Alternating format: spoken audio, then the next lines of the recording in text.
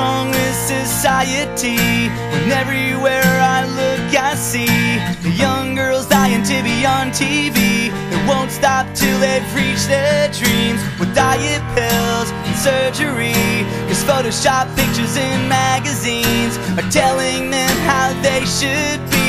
It doesn't make sense to me. Is everybody going crazy? Is anybody